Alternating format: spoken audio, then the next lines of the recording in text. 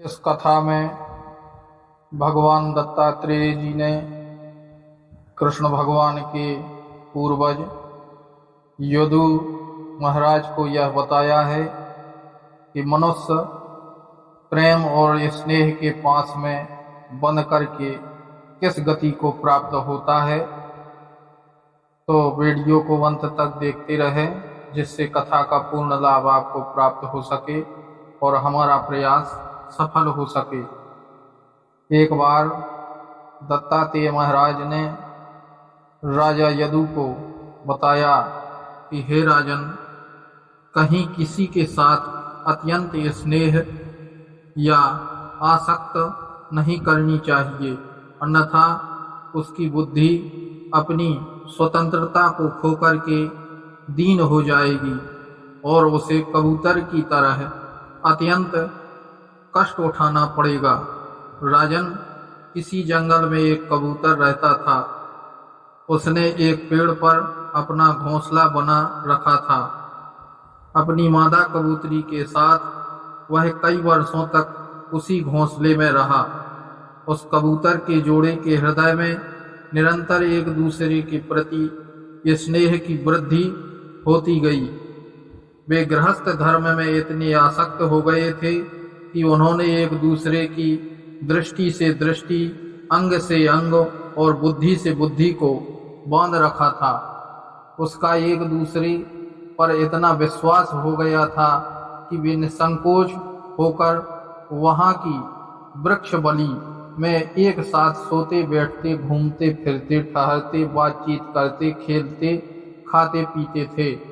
राजन, कबूतरी पर कबूतर का इतना प्रेम था कि वह जो कुछ चाहती, कबूतर बड़े से बड़ा कष्ट उठा करके उसकी कामना पूर्ति करता था। वह कबूतर भी अपने कामुक पति की कामनाएं पूर्ण करती थी। समय आने पर कबूतर को पहला गर्भ रहा। उसने अपने पति के पास ही घोंसले में अंडे दिए। भगवान की अचिन्त्य शक्ति से समय आने पर वे अंडे फूट पड़े और उनमें से हाथ पैर वाले बच्चे निकल आए। उनका एक एक अंग और रोएं अत्यंत कोमल थे। अब उन कबूतरी की आंखें अपने बच्चों पर लग गईं।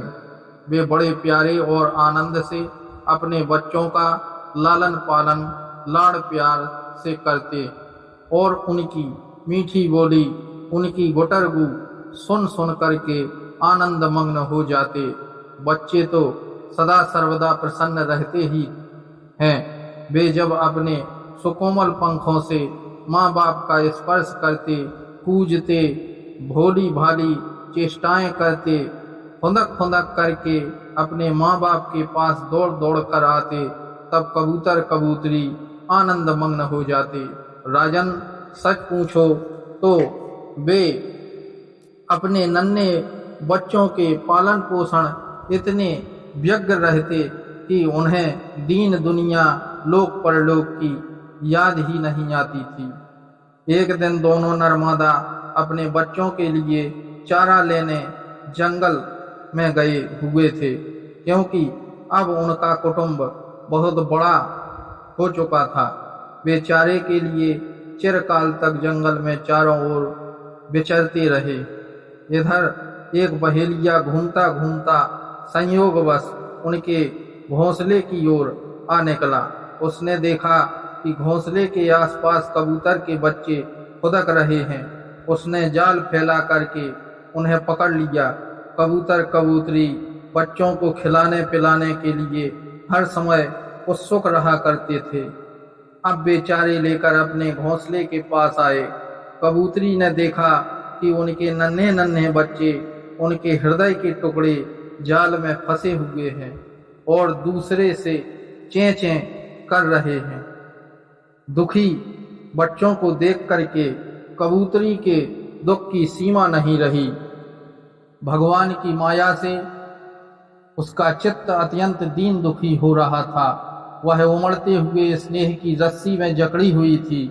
अपने बच्चों को जाल में फंसा देख करके उसे अपने शरीर की भी सुध बुध न रही और वह स्वयं ही जाकर के जाल में फंस गई।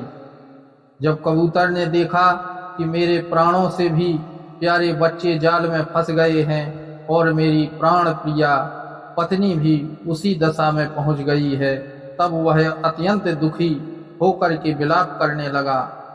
वह कहता है, सचमुच उस समय मैं अभागा हूँ, दुर्मति हूँ। हाय हाय, मेरा तो सत्यानाश हो गया।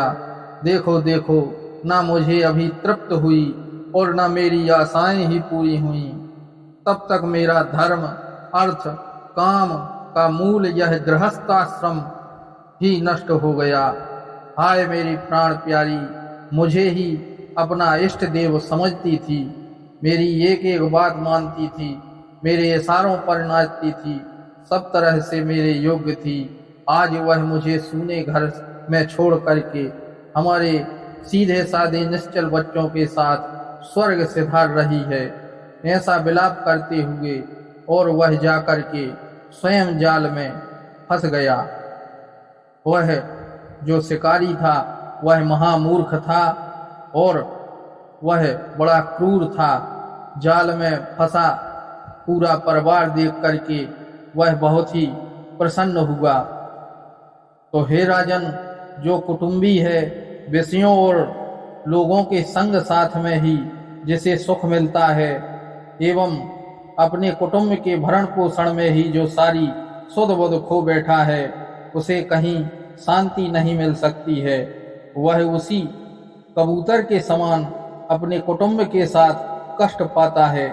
यह मनुष्य शरीर मुक्ति का खुला द्वार है, जो परमात्मा से सीधा साक्षात्कार करा सकता है। उनको छोड़ करके और केवल मोह फांस में बंधा रहना अच्युतारूढ़ संज्ञा कहलाता है। तो इस प्रकार से ज्ञानवर्धक जानकारी के लिए आप द शक्ति चैनल से जुड़े रहें और कमेंट में जय श्री कृष्ण लिखना ना भूलें।